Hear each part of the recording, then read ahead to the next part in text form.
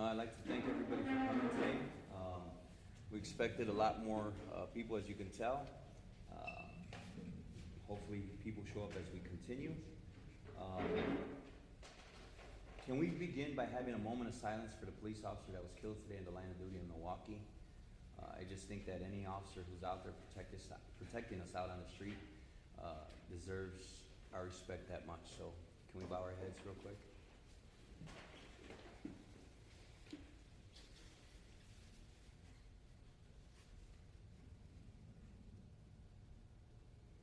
Thank you.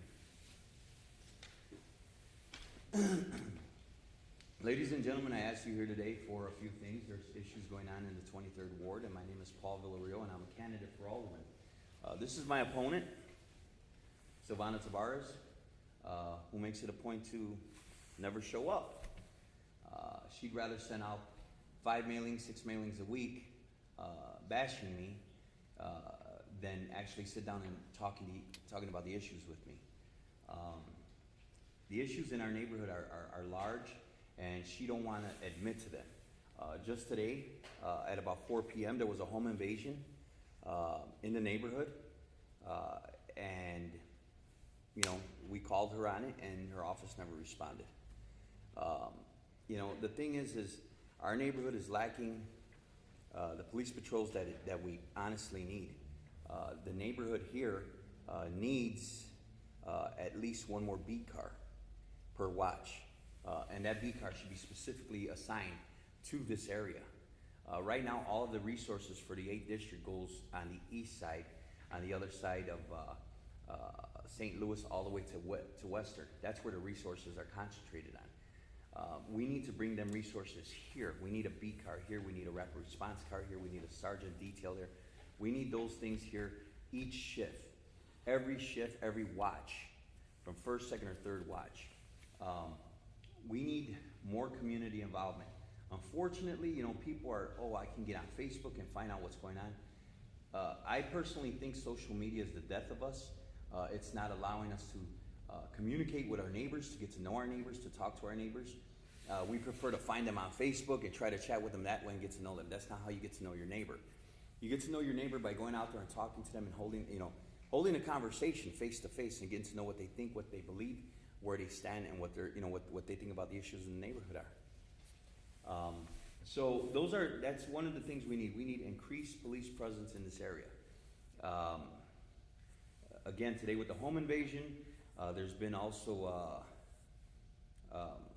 other home invasions. There's been a couple of homicides.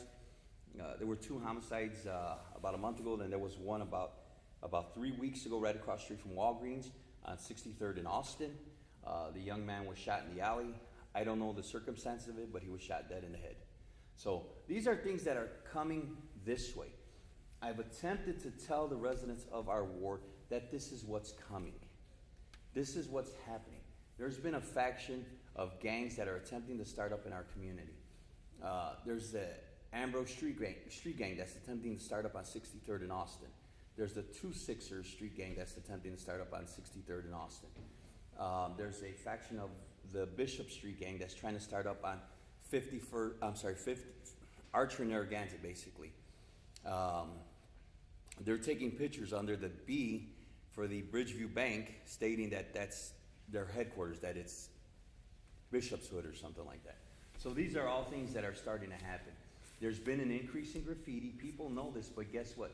They're covering it up. They don't want to talk about it. They think that it's easier to blanket things that are happening. And we can't allow that. We have to bring these issues front and center, so this way we can be proactive instead of reactive. We have to do what we deem necessary now rather than pay for it later. Our property values are going to decrease if we don't get a grasp on everything now. So, there's a couple other things that are going on, but the reason for today is to be here and hear you, to listen to your questions, to answer your questions, to see what I can do once I'm elected February 26th. What is your concern? You can ask me any questions, and I'll answer them. I have no reason to hide. I'm a normal person. I have nothing to hide. I'll bring everything front and center. So I'll open up the floor. Don't be afraid to ask a question. Anybody? The only thing I'll say is that I've been in the neighborhood for 40 years. And I walk in the summertime and I look at everybody taking care of their homes. Sure, there's one or two here and there that are run down or whatever, due to whatever situation. But the people who live here are taking care of their properties, but the infrastructure of this neighborhood is just, it's crumbling. Our side streets, I mean, we got streetlights that are from the late 50s, you know, and rusted, colors missing on the electrical parts. This stuff needs to be taken care of. I mean, I see that in other places in the city, it's not happening here. Well, I agree with you 100%. One of my things that I'm gonna do immediately once elected is I'm gonna have all LED lights installed in the neighborhoods, because the LED light is more brighter. It projects off a bigger area, and not only that, but there's also a solar part to it that goes above the actual light fixture that creates the energy in order to provide the power for these lights. So that's one of the things I'm gonna do. So in doing that, what's gonna happen is immediately the light posts are gonna be taken out because they have to be changed. So I wanna change all that in our neighborhood. The other thing I wanna do is, I wanna bring in the Army Corps of Engineers, and I want them to look at what's wrong and why our basements are flooding every time it rains. And by bringing in the Army Corps of Engineers, what they're gonna do is they'll turn around and they will do a study and a survey of what is going on underneath our sidewalks, underneath our streets. It may be interrupted, we may have a street or two blocked off while they do this survey, but guess what? It's gonna help alleviate a lot of the problems that homeowners are having with their basements flooding. You know, my thing is this, is in bringing the Army Corps of Engineers in, what's gonna happen is they'll tell us what's wrong. We'll figure out how to finance it or how to get the government to pay for it. Not the city government, but the federal government. Because that's an infrastructure problem. And also, with Archer Road being a state highway that divides the south side of Archer and the north side of Archer, where the slant actually is, then actually the state would be responsible for some of that pay as well. So, you know, that's one of the things I want to do. The other thing that is concerning me right now is rodents. The rodents are increasing because people are walking their dogs and leaving their dogs' feces on the ground.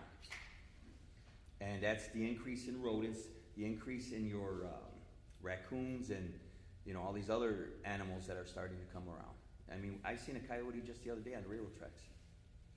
So, you know, I mean, I got small dogs. I'm afraid to let them out of the yard. Well, it's, you know, our fault too. We become I don't know, very neglected. What we do, when I was brought up, we rode down the street. And if you attempted to throw something out the window, your dad would holler at you or your mom, because, you know, there was fines back then. You got fined. Nobody's held accountable anymore. No, that's the problem with our day and age. Our day and age is, unfortunately, instead of, we progressed with the electronics and with the technology and stuff like that, but we forgot about our morals and where we've come from. The simple things, the simplicity things that we were brought up to believe. Like, I was brought up to, you never question an adult, you never question authority, you never question a police officer or any first responder. You do as you were told. You maintain respect for every businessman and your neighbor. And unfortunately, that has disappeared. I mean, I personally am a victim of numerous attacks in the last week, if you read the mailings that Savannah's sending out. And these mailings are half-truths. They're half-truths. She don't want to put the full truth out there so people can actually know what's going on. I am a normal person. I work 5 to 6 days a week, and I work over, 14 hours a day, but I don't get paid until all the employees get paid. Once they're paid is when I get paid. So there's sometimes where I don't get paid. So are you gonna say I'm a bad guy because I fall behind on my bills?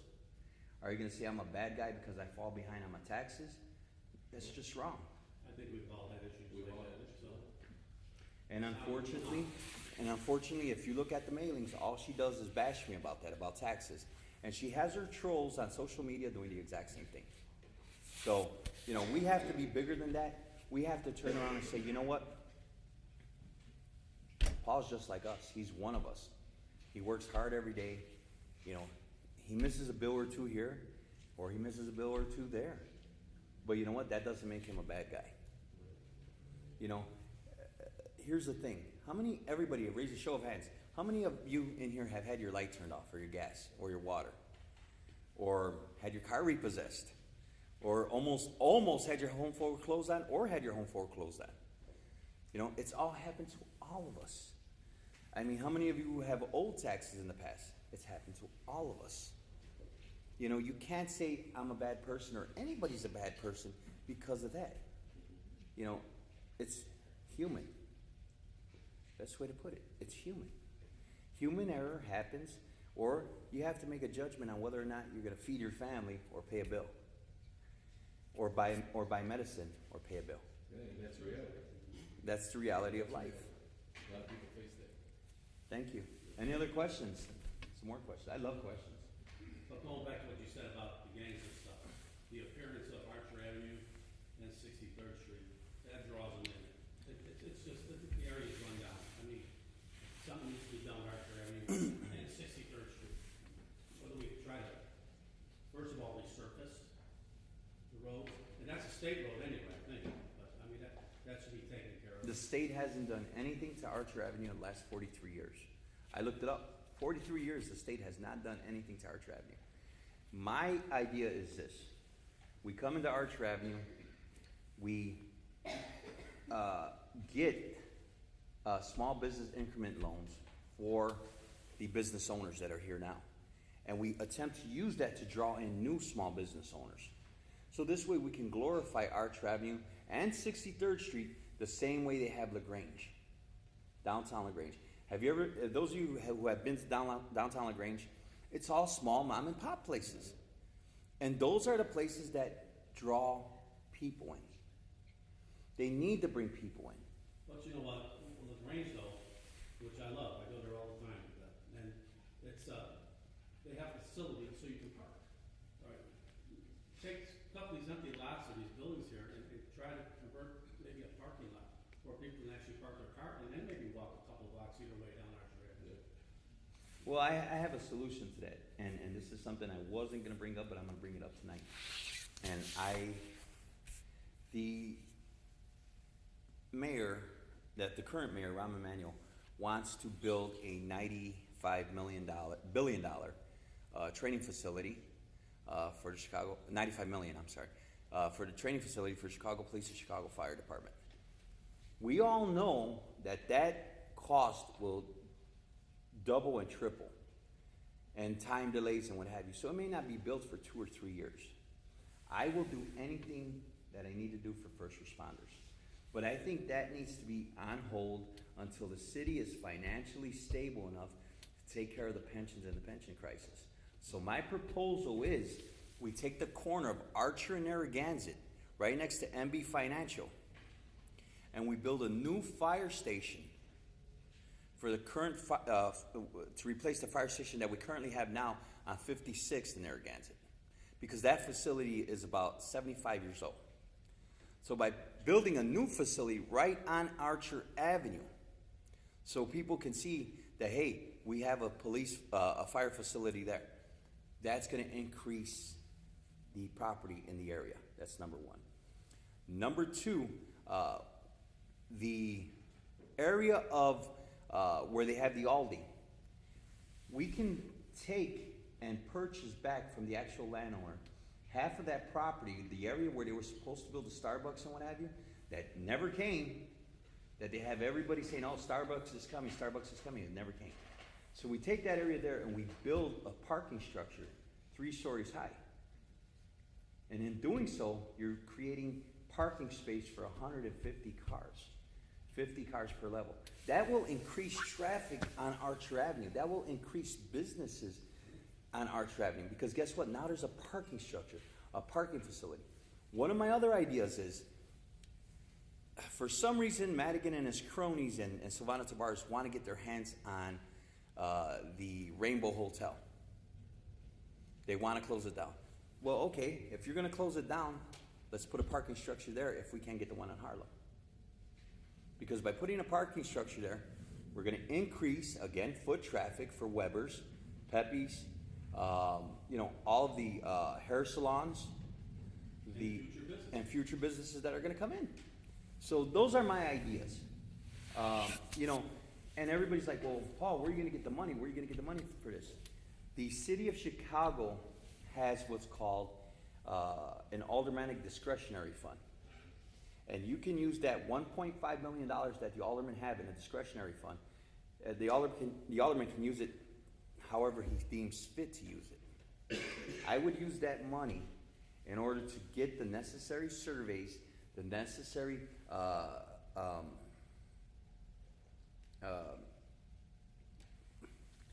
pictures and layouts of what we could put in different areas of the ward.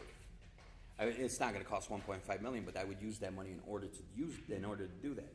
One of my other ideas is Archer Avenue needs to have the sidewalks redone. I mean, let's look, for instance, at that Healthy Substance. If anybody wanted to go eat a Healthy Substance, they could not park in front of the actual business because the actual sidewalk is 3.5 feet high. So if you park there and you attempt to open your door, you cannot get out. So we need to bring that sidewalk down. There's a lot of sidewalks that are like that. And us having our business on Archer Avenue, when it rains, the Cup of Joe, they would get water inside, and we have to put something by the door in order to stop the water from coming in. Because the sewer system is so bad on Archer that it's not even funny. So we need to do something with the sidewalks. Maybe lift them in one area or just level them out totally. I think they're supposed to be like, I want to say 14 inches high. So maybe we need to do something like that. Yeah, Archer no park, whenever it rains, there's runoff is going down Park Avenue, heading south. You know, so those are a couple of things we want to do. Today I put out a video asking for people to send their resumes to me. Why I did that is simple. Because I want to keep the jobs in the 23rd Ward. Right now, the staffers that work for Savannah. You want to say anything, Savannah? Right now, that work for Savannah, they don't live in the 23rd Ward. They're all members of the 13th and 14th Ward. That's where they live. They don't live in the 23rd Ward. Where does she live in? She lives on 53rd in Normandy, allegedly. Before that? Before that, she had addresses, she had 5 different addresses. She had an address in Little Village. She had an address on 56th and, let me see, the 5600 block of Austin, but in the 13th Ward area. She had an address on the 7000 block of West Archer Avenue. She had an address in Blue Island. And she had her husband had an address in Burbank. Burridge. So it's like, you know, we're looking for Dora the Explorer. Yeah. Or Carmen, what's the other one? Carmen San Diego. Carmen San Diego. Where does Silvana live? Does the alderman have to live in the ward? They have to live in the ward for a year prior to the election. Which, you know, she woke up one morning and Uncle Mike called her up and says, hey, Silvana, you're going to be alderman. And that's how she got the position. Now, Similar to how Ron got in. similar to how Ron got in, exactly. All of a sudden, that's Correct. And that stress in the Tribune, which they, Mhm. the way they gave you a blessing. I'm proud to receive the endorsement from the Chicago Tribune. They were actually the paper that remained nonpartisan. They chose the candidate that was best fit for the ward. Not only for our ward, but for other wards as well that I looked at. I looked at the Sun-Times today, and the Sun-Times, you know, I don't know when the endorsement's coming out, but I looked at the Sun-Times today, and they endorsed the incumbent in the 13th Ward. And that just tells me that, you know, amid all the allegations that are going on over there, how do you endorse someone who has turmoil and has issues over there? Which kind of brings me to Savannah again. I don't know if any of you in here know, but this is public knowledge. She is part of a federal lawsuit right now. She is a defendant in a federal case with Mike Madigan. She attempted to stop someone from running for office who lived in the area and who could run for office. She attempted to prevent an individual from exercising his right to be a public servant. So she's named as a defendant right now. You know, she is a wolf in sheep's clothing, as they say. She took money from Larry Dominic, the Republican president of the town of Cicero. She took money from Ed Burke, who is under federal indictment right now. She took money from, you know, various organizations, and you know, she's party to a lot of scandals right now. She's supposed to be a big proponent of Chicago Mom. I do this. I'm a woman. I stand up. The Me Too movement. But why is she bragging about endorsements that she received from, you know, individuals who do not respect women, such as Kevin Quinn, Marty Quinn's brother, Mike Madigan, Ed Burke, Danny Solis, all these individuals who are part of a big scandal right now. But yet she touts these things and she brags about them, you know, and you know, if you're standing up for women, the first thing you do is ridicule the persons that do these things to women, that make women feel less than a woman. And she hasn't. She has yet to make one speech against anybody who've done or attempted to do anything bad to a woman. Any other questions? Come on, don't be quiet. Don't hide.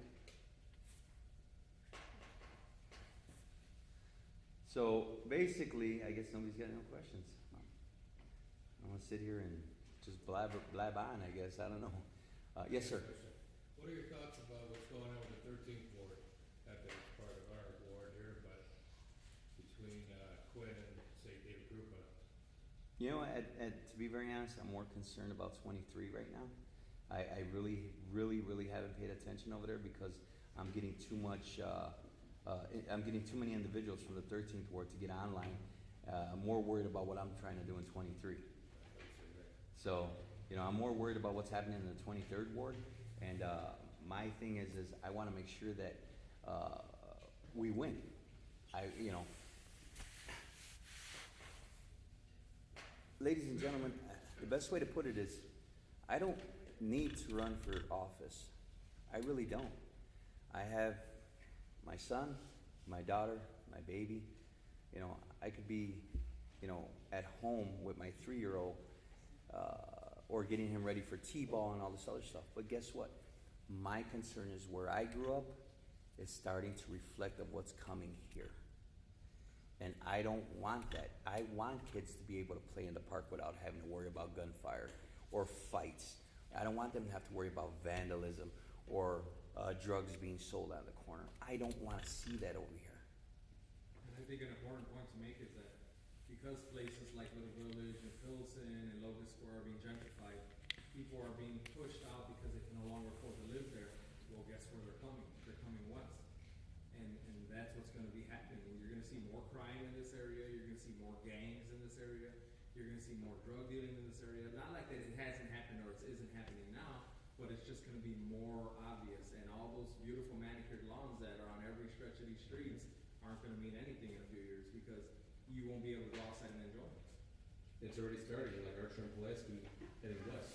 It's no stop, it's gonna eventually come this way towards Harlem. And you know, I see. I grew up in Brighton Park, and Brighton Park was a beautiful neighborhood in the 70s and 80s. Beautiful, you know, and now you can see how it goes over there now. I'll give you a prime example. When my wife and I first got married, we lived in McKinley Park. Yeah. And beautiful area. And the block we lived on, no problems at all. Everybody took care of everybody there, like they do here. Snow shoveling, everything. And then we had one family move in, then we had another family move in, and those two families alone destroyed the block. That's what's happening over here.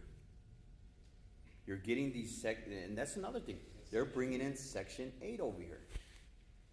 Why? Because people whose parents have passed away and the children don't want to deal with the property are turning around and selling it, or they're renting it out and they're renting it Section 8. And guess what? That's happening. I know. Someone live next door to him and then they take off and then, you know, just keep it there from outside of nature. Yeah, there's no sense of ownership. I mean, you know, if I'm renting the place, I don't care that the outside needs to be painted or a window needs to be fixed or the grass needs to be cut. So I'm renting, I'm paying my rent and that's all.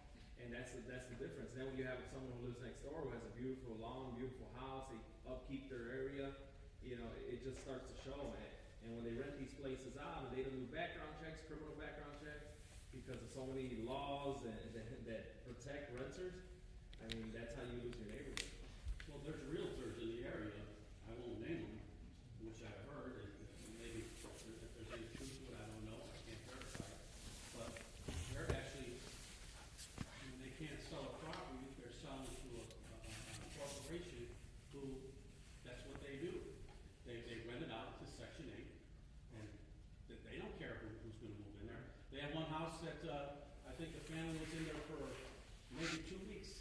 The police will call there 8 times in that span of time.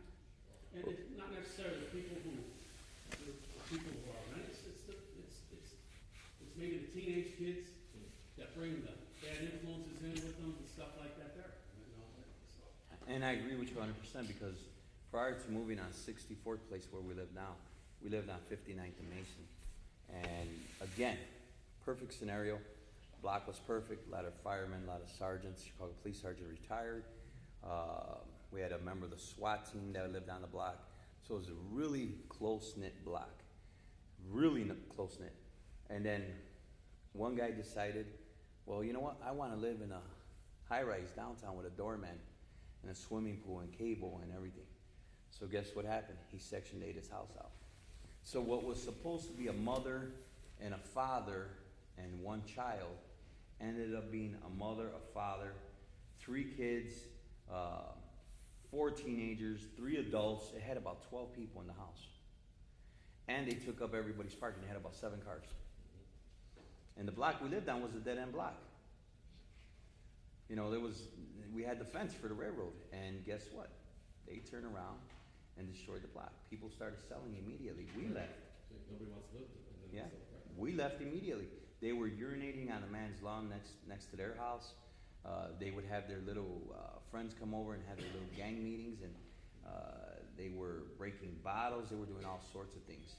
You know, we couldn't have our basketball hoop hanging outside, you know, the portable one, because when they would drink at night and party at night, they would think they were monkeys and they would hang from the actual hoop, and they broke it. Don't dare sit up, don't leave it. You know, so, you know, there's, again, to reiterate, no sense of ownership, so they didn't care what they did. And, you know, I complained to the owner of the home, and he never responded. He just didn't care. He's like, well, I get $2,100 a month rent. It's guaranteed money. Mm-hmm. Not have to knock on the door, it's in their bank account. I think that it needs to be said and understood, and it's our job in this room to get it out, to reach somebody and share it with them, that there's so much at stake here. You know, the city is in a whirlwind. There's going to be a new mayor, there's going to be new aldermen, all these veteran aldermen went and retired, some got indicted, and I think that the 23rd Ward has a real opportunity to start fresh like the rest of the city. And it'd be a shame if they didn't, just because people are stuck in their old ways, not understanding what's coming.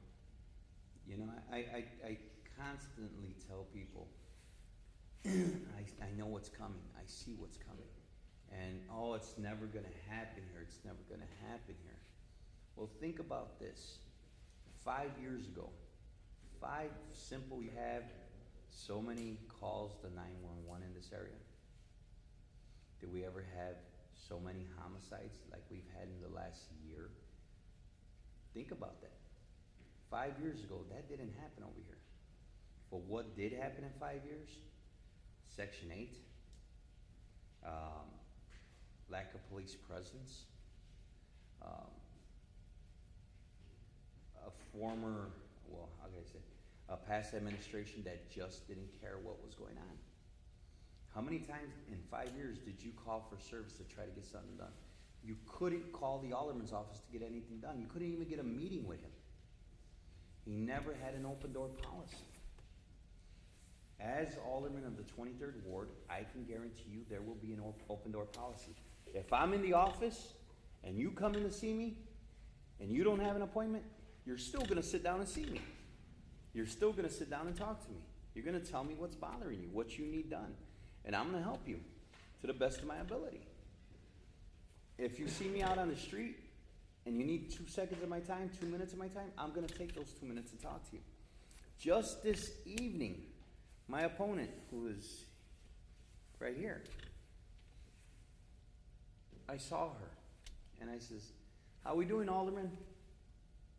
She totally ignored me. As if I didn't exist. If you weren't running against her, you're still a citizen.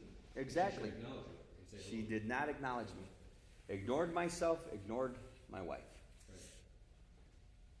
Right.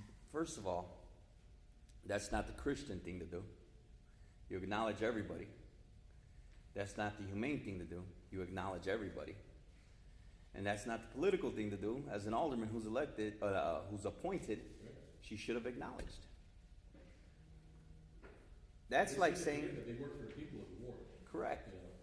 You know? You can't pick and choose who you want to represent, and that's what she's trying to do. Now, what a lot of people do not understand is they have a plan for the 23rd Ward. I'm going to tell you the plan. They want to take from 65th in Harlem to 51st in Harlem, back to Central, back to 65th. Oh, I'm sorry, not Central, Cicero. All the way, they want to make that the 13th Ward. They want to take the 23rd Ward and move the 23rd Ward east, which would be in the area on the other side of Cicero, Pulaski area. One section of 53rd Street and Normandy, where our appointed alderman lives, they want to make part of the 14th Ward. So she becomes alderman of the 14th Ward when they remake it. As a stepping stone. Because why? They can turn around and say, oh, well, she served 2 wards. She served 2 separate wards. And what's going to happen? She's going to turn around, and she's trying right now, and they're trying to cut a deal so that she gets Congressman Dan Lipinski's spot. That's her goal. To not be in the city of Chicago for more than 2 years and to go after Dan Lipinski's spot. That's what she wants to do.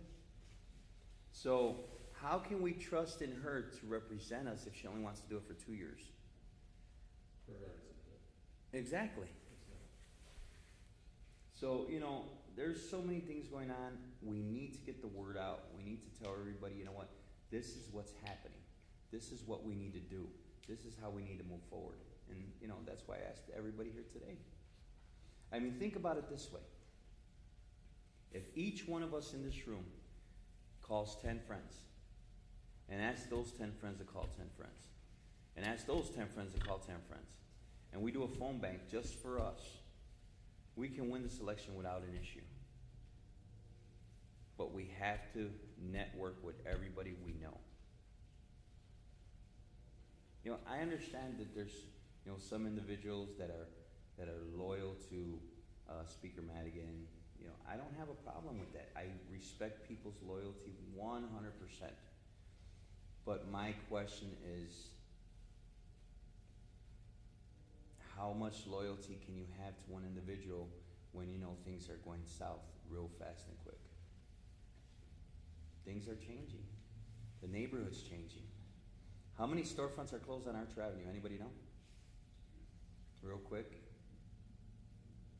From Archer in Harlem to Archer and Cicero alone, there's 32 closed storefronts.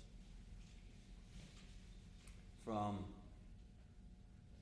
Archer and Cicero to Archer and Pulaski, there's an additional 12.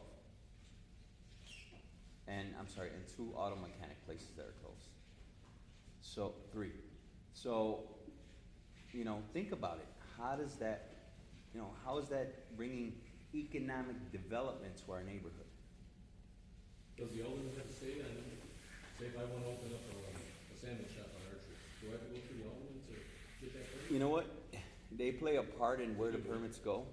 And that's the bad thing, it's called Aldermanic prerogative, where they can figure out who's getting permits or who they can fast track, and they do that.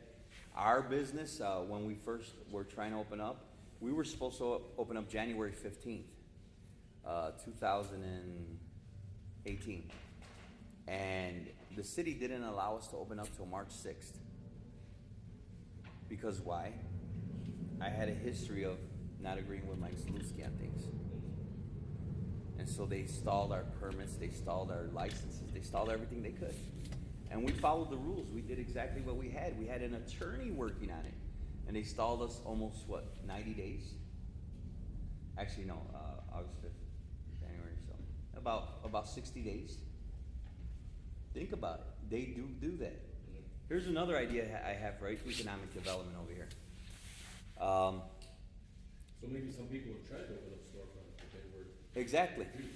Teachers, it took them almost 6 months when they reopened Teachers and restaurant. It took them over 6 months before the city would let them open.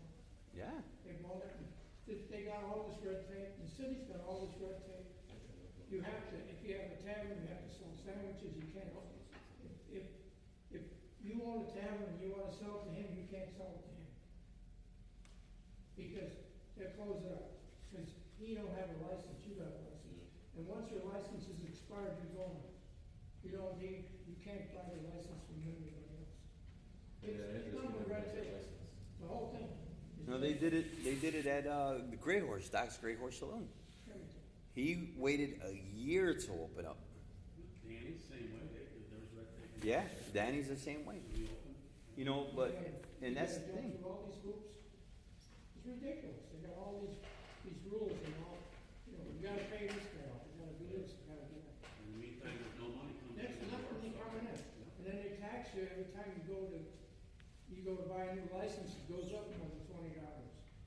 Well, I'll tell you right now, we paid close to $1,000 for a business license. $1,000 without even making one dime. It was $1,000 right off just for the business license, plus the incorporation fees, plus all the permits that we had to pull for the city, plus it was like $500 for each permit, plus the inspectors that had to come out, plus the attorney fees. So we spent about $4,000, $5,000 before we could do anything. You know. So here's another thing I want to do. We all know about that big piece of vacant land on 45th and Cicero, correct? As you get on the expressway. The old clear courts? The old Leclerc courts. You know what I want to do? I want to bring a hospital here. Yeah. Let's bring a hospital here. Where's the nearest hospital for us? Christ. Or McNeil? McNeil. We have one right here. We could save someone's life by transporting them here inside of 3 minutes from our area?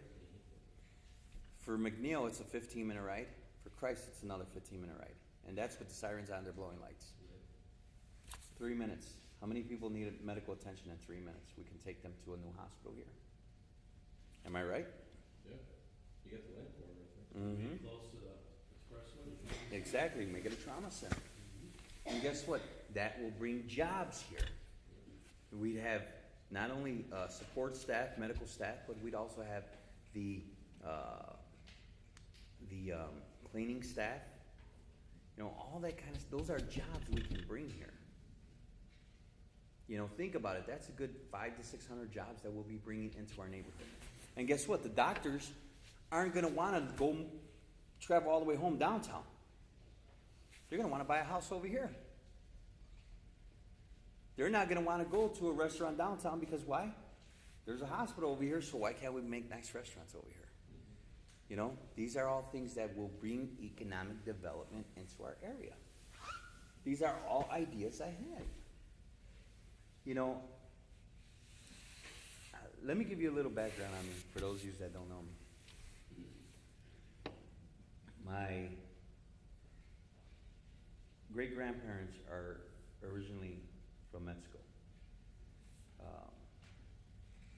San Luis Potosí. My grandparents, my parents' parents, on my dad's side, they're from Texas. On my mom's side, her dad is from Texas, and her mom was born in Aurora, Illinois. My dad was born in Texas. My mom was born in Chicago. I'm from Chicago, and my siblings are from Chicago. I want to say third generation Mexican. So I'm American of Mexican descent. That's the way I say, that's how I say I am. I'm American of Mexican descent. I grew up in Pilsen. My dad worked for the city of Chicago for 37 and a half years. Lost his medical benefits because of Rahm Emanuel. Paid into it for, all 37 years he was there, and all of a sudden he loses it. My dad supported all of us, my siblings, myself, my mom, plus any friends that we brought in to live with us. So we grew up poor. Back then they didn't pay garbage man what they paid him now, $36, $37 an hour. Back then a garbage man made, $3, $4, $5, $6 an hour. 30-something years ago. Actually, it was longer than that because he worked 37 years. He's been retired another 15. So figure he started in 1974. So in 1974, they were only making $3, $4 an hour. And that was a rough job. Yeah, they had the. Steel tin, and they had 5-minute crew. Yeah. So my dad supported us, and my brother and sister and I had a very bad habit of bringing home friends to stay. Kids who just didn't want to live with their family, or their family couldn't afford to, have them there or what have you. So at any given time, my dad had 7 mouths to feed in the house because we were bringing our friends home.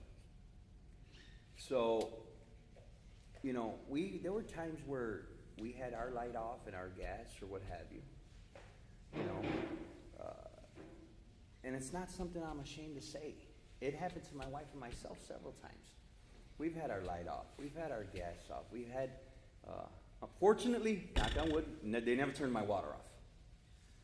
But these are all issues that we've gone through. I've had a vehicle repossessed. I've declared bankruptcy. I owe taxes. I'm on a payment plan for my taxes. I have no reason not to admit that. I am a normal person. Every year for the last 5 years, my wife and I have always held a back to school event. We've always held a Thanksgiving event, Halloween, Christmas. And, people are out there saying, oh, well, he, asked for donations. People don't realize, out of pocket, I pay to begin with, for the back to school event, I immediately pay for 400 backpacks. And I You feel were clear about that. You said, whatever I had, I was overwhelmed with people that came, so I need more, so no one's turned away, and the kid ain't trained. And I supplied 200 of it, but I got 600 people coming through the door. Correct. So I need some help, come on, But they're saying that you did it all through donations, and that's not true. I can show receipts Right. where we bought the backpacks. I can show where we bought the crayons and the notebooks and the pencils and pens and glue, where we went out and bought it ourselves. And at the same time, I can show you bills where my cable was $600 because I didn't pay it for 2 months. Or my light was $400 because I didn't pay it for a couple of months, in order to provide these things for the children. And the same thing for Thanksgiving. We go out, my secretary Deb knows firsthand, and Diana. We go out and we buy 100 turkeys right off the bat. Again, at, 20-pound turkeys at what, 27 cents a pound? Oh, not 27, 97 cents a pound. You know, it adds up. But guess what? We buy them immediately. That's a lot of money. So people think that everything we do is donations. No, it's not. We go without in order, so this way children and families who are struggling even worse than we are will have for their kids. You know, it's all about that. It's all about helping people. I'll tell you a quick story before I go to more questions before we leave. One year, it was 1987, my sophomore year in high school. I'll never forget this, and till this day it eats at me. How many of you remember Zara department store? Zara's. Okay. We went there. My mom, my brother, my sister, and myself. And my mom says, pick out your school clothes. So we picked them out. And she went to the register. And the bill was like $89 or $79 at the time. It wasn't too expensive. But we got everything, shoes, shirt, and everything. And my mom didn't have enough. Because what she had allocated and put to the side just for that day, for us, for school, was all she put away. That's all she had. And I remember my mom cried because she couldn't afford everything that we needed. So I put my stuff back. I put my jeans back that I wanted, new jeans. At the time you're gonna laugh, but they were called Rustlers. So I put my jeans back and I put on a sweater back that I wanted. I put the gym shoes back. And my brother and sister got what they needed for school. I'll never forget this. And she had enough. She paid for it. My brother and sister had stuff for school. And I went home and I found my nicest pair of gray pants, a nice, at the time, you're gonna laugh, purple sweater, and a white shirt. And I washed them. We didn't have a washing machine. We washed by hand with old scrub boards. So I washed them, I wrung them out, I hung them up. The next morning they dried, and there I am ironing them, you know. And that's why I do what I do for the kids for back to school. That's why I do what I do. Because I don't want to see a parent the way I saw my mom cry because she couldn't give us what she needed, what we needed. I don't ever want to see a kid go through that. And for Christmas one year,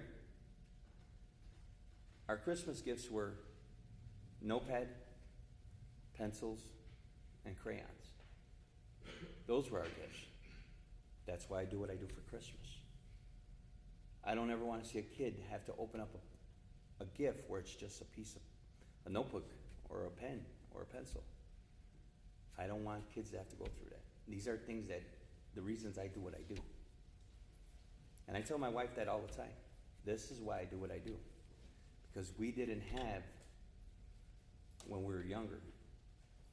And my dad always taught us, though. He always taught us, hold your head up and do what you got to do, give back.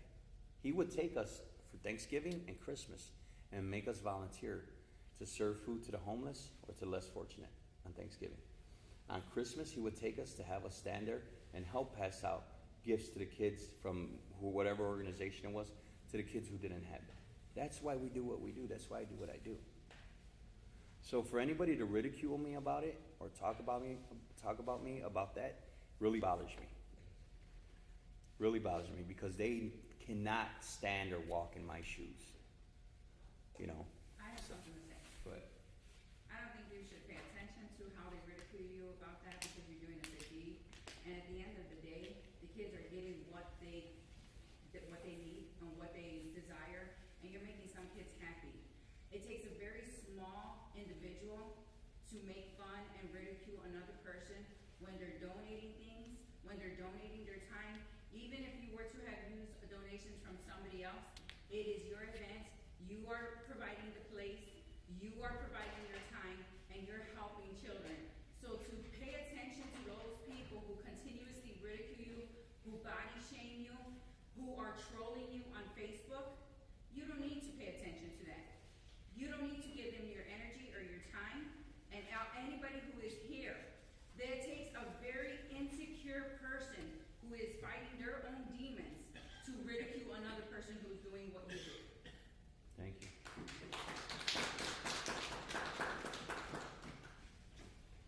So, thank you. I apologize for rambling on, but it's just, everybody's going through that, everybody's seen that, everybody's been through it, am I right? Yeah. So, any questions?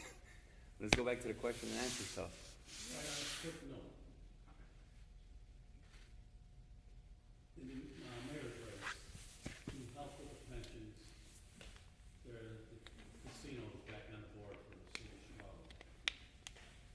How do you feel about video gaming in the neighborhood? If we could, it's all around us. You got across from Harlem, every storefront has got video gaming in there, and then there's On 65th, would be good. there's Beefy's across the street, which is a great place. He would love to be able to put machines there and help out, maybe pay his note or whatever, or employees and stuff like that there. I don't understand it, why the city always has to wait secondary to see what the suburbs are doing.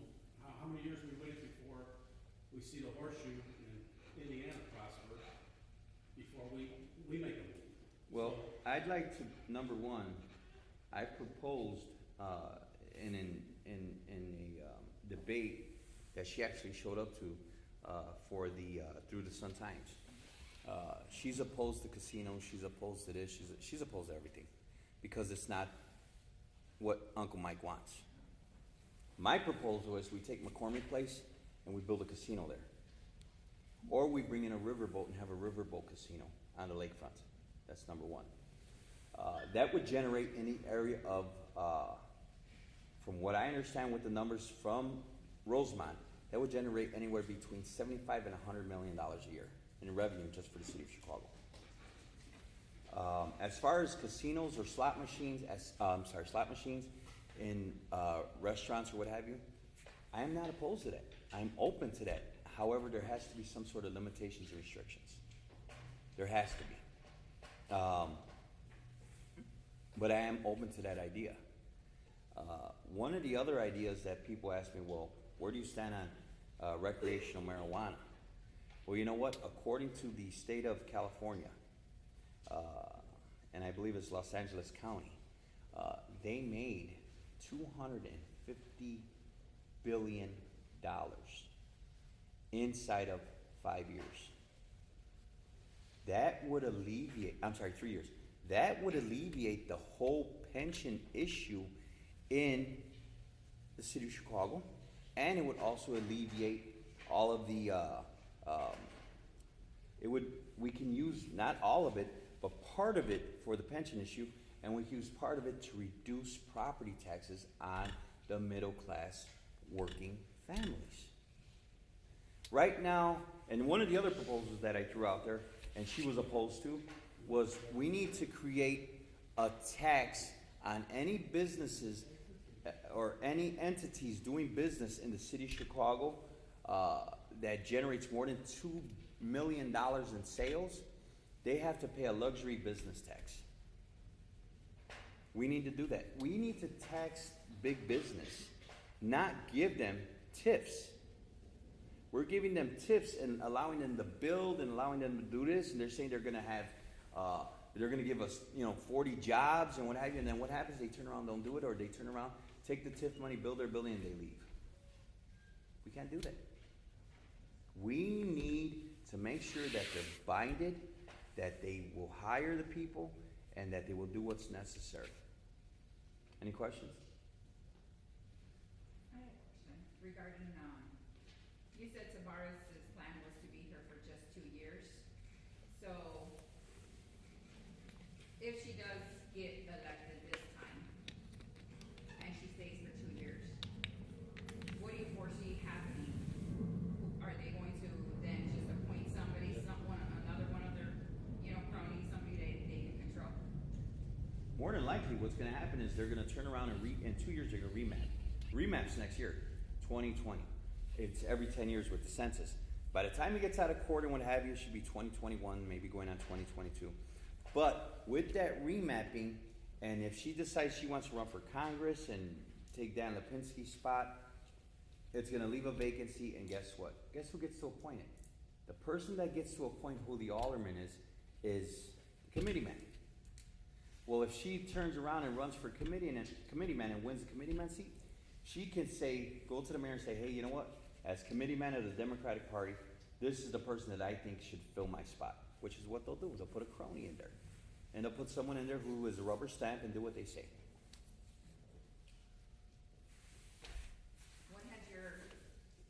What feedback have you gotten regarding her being part of the machine? The machine that needs to obviously already go in Chicago, and the machine that hopefully will be getting taken down with all this, wiretaps and whatnot. What is your feedback about people regarding her as part of a machine? We're getting a lot of feedback from people out there. People who are telling us, you know what, it's time for the machine to go, it's time for it to end. We don't like the way she became our alderman. She was appointed, she was forced down our throat. You know, we're getting people that tell us that all the time. I mean, as voters in here, how do you feel about her, the way she got the position? You don't like it, I agree with it. She was forced down everybody's throat.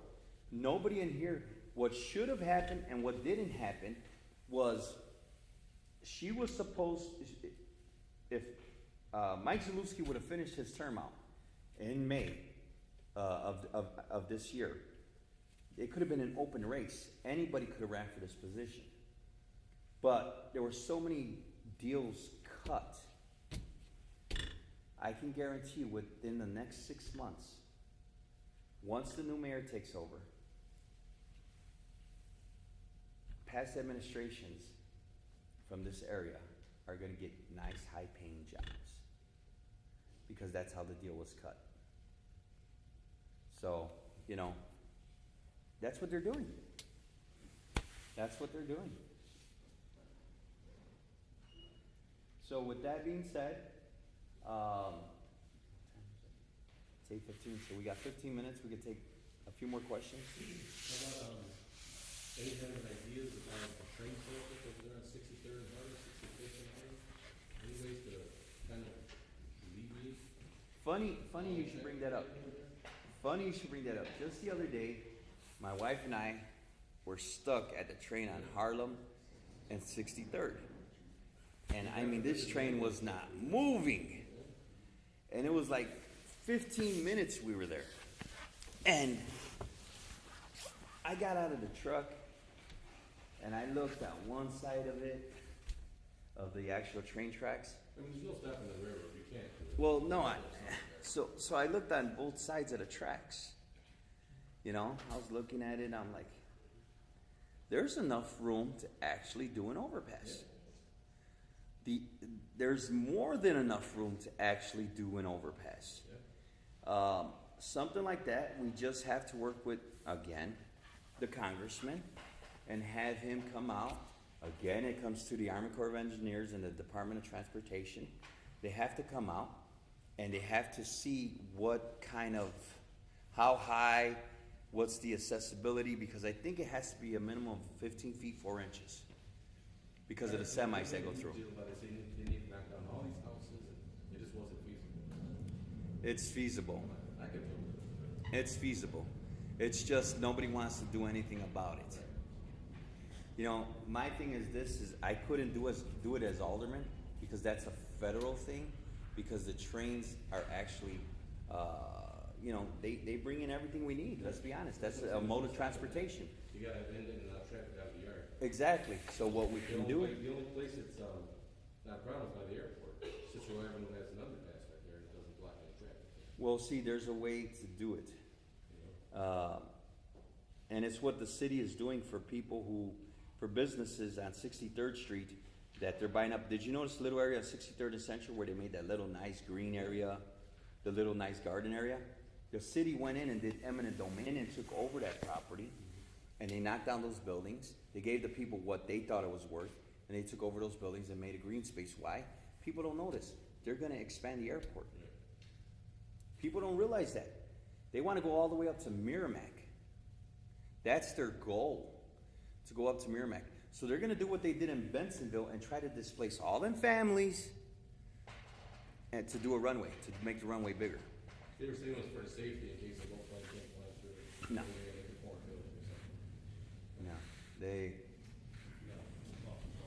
yeah, you know, but again, using eminent domain on businesses that are vacant on 65th, 63rd and Harlem, it could be used there, eminent domain, because there's what, 2 used car lots there? And that's really it. All the spaces right next to the shrimp. They can, yeah, the shrimp house was there back in the day. They can do it right there. They can be under it. They can put it back. Well, no, you can't do it under. It would have to be an overpass. Why couldn't they do it under? Because if they go under it, you gotta understand that there's only so much they can go down.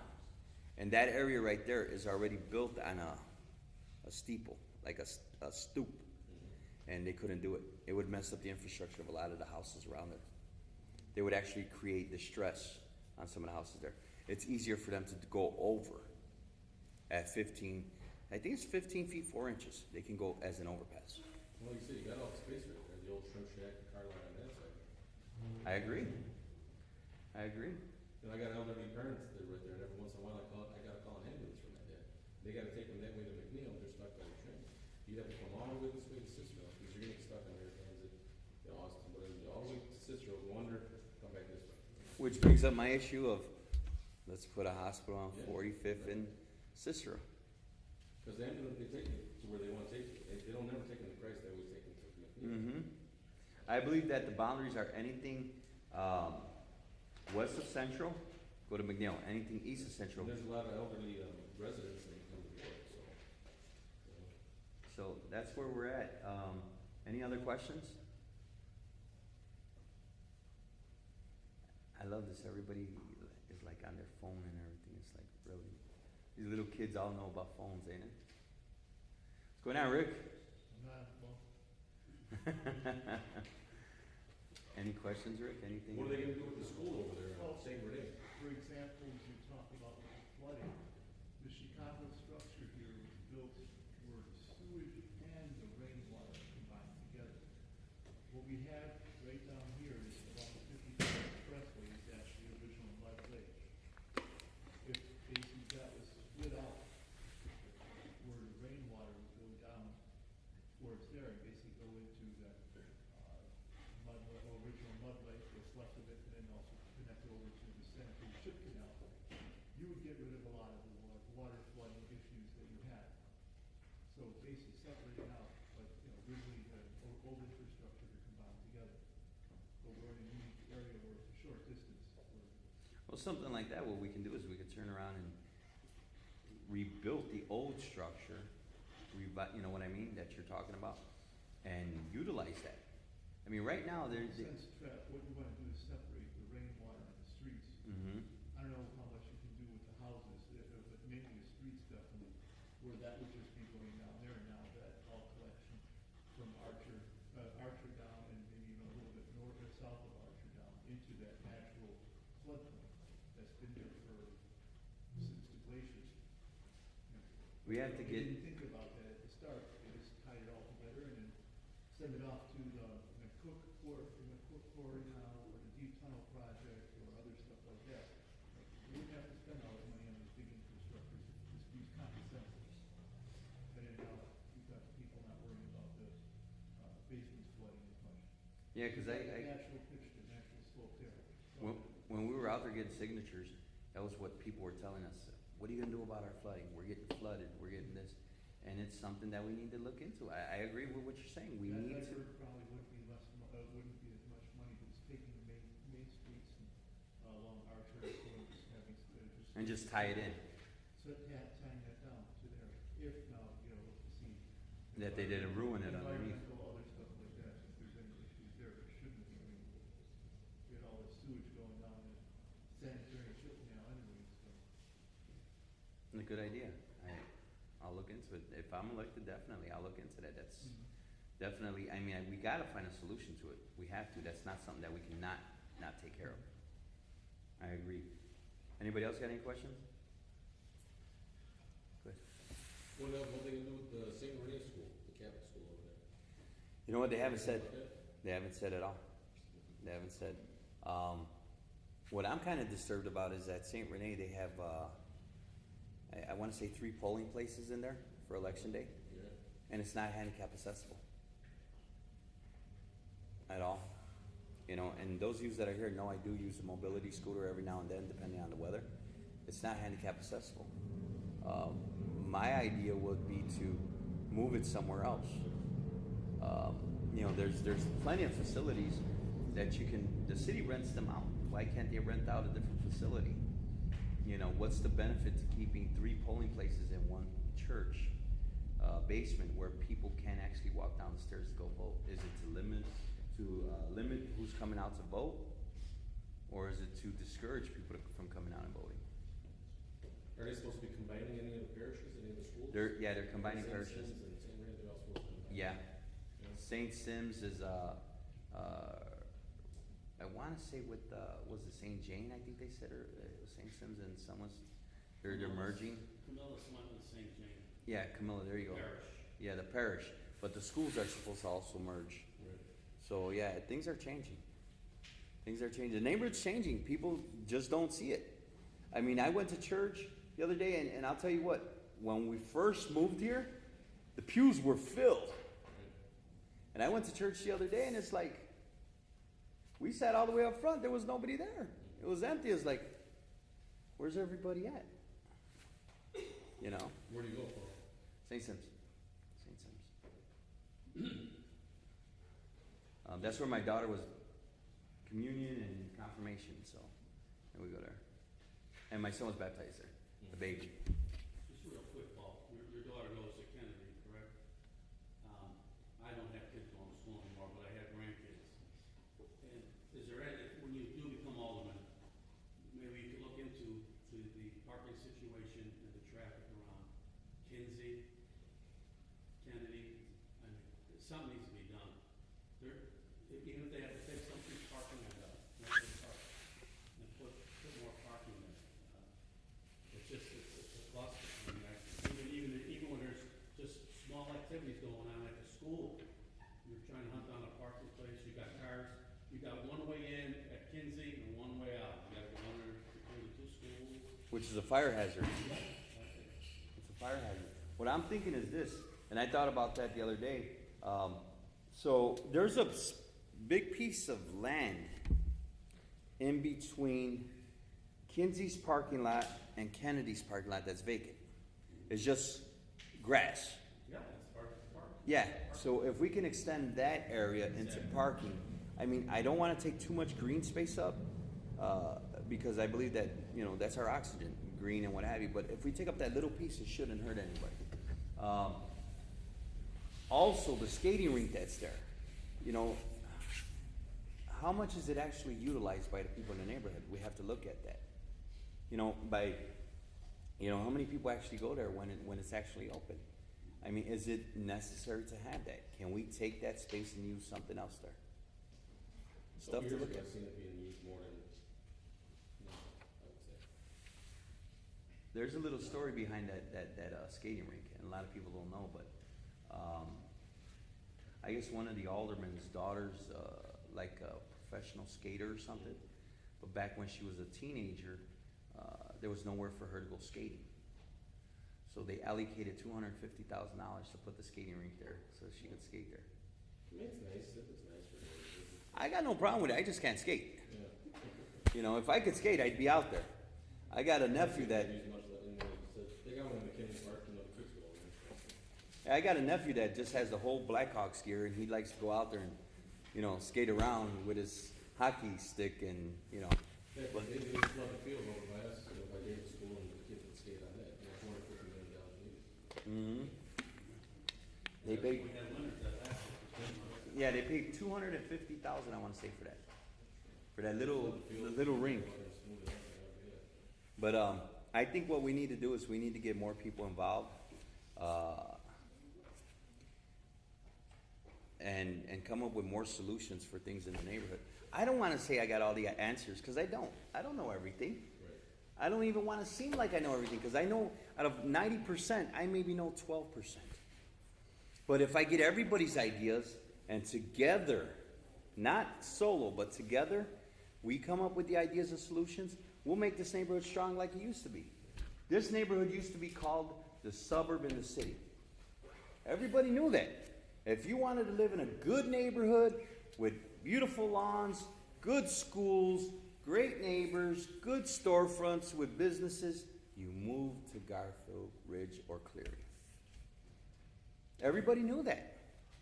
When we were little, we wanted to move over here, but we couldn't afford it. You know? And now, we need to bring that back to where it was. We need to go back to being known as a suburb in the city. Water fountains on the corner. Yeah, water fountains were around the corner. The little concrete monuments that had the streets names on them. I mean, it was beautiful over here. There used to be, I want to say, Rick, correct me if I'm wrong, there was a restaurant on the corner of Archer and Narragansett, wasn't there? Yeah. Right? A big restaurant. It's not there no more. You know, these are things that are missing.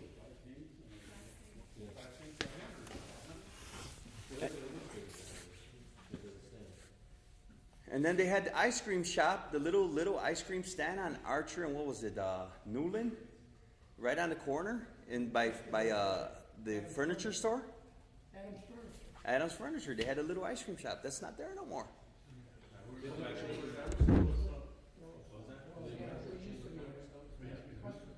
Yeah, see, those are things that we need to do. We need to start bringing back little businesses like that.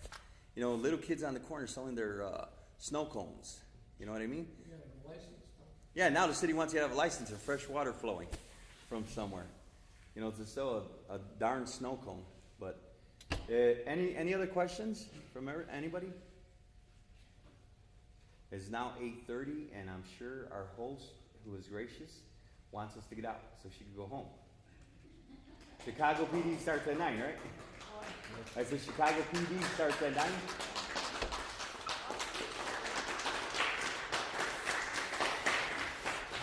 Thank you, everybody, for coming in.